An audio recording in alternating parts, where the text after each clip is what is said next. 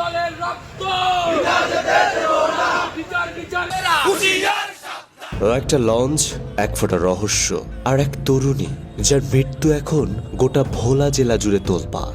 আত্মহত্যা না পরিকল্পিত হত্যা, এমনই এক প্রশ্নে উত্তাল এখন ভোলার রাজপথ, যেখানে ছাত্রদল নেত্রী সুকন্যা আক্তারের পিতার মৃত্যু ঘিরে শুরু হয়েছে আন্দোলন, তদন্ত আর এক হৃদয় বিদারক রহস্যগাথা ঘটনা। 17 জন কর্ণফুলী 4 লঞ্চে ভোলা থেকে ঢাকার উদ্দেশ্যে যাত্রা করছিলেন মাত্র 22 বছর বয়সী স্পিতা। এরপর ঝড়ের রাতে মেঘনার স্রোতে হারিয়ে যান তিনি। 5 দিন পর লক্ষ্মীপুরের মেঘনা নদী থেকে উদ্ধার হয় তার নিথর দেহ, অথচ সেই লাশও শুরুতে ছিল বেঅডিশ হিসাবে। আজ ভোলার রাজপথে দাঁড়িয়ে তার সহপাঠীরা বলছে এটা আত্মহত্যা হতে পারে না। প্রেস ক্লাবের সামনে মানববন্ধনে ছাত্রদল নেতারা বললেন যে কেবিনে স্পিতা উঠেছিলেন সেটা বুকিং ছিল জসিম নামে এক ব্যক্তির নামে। কে এই জসিম?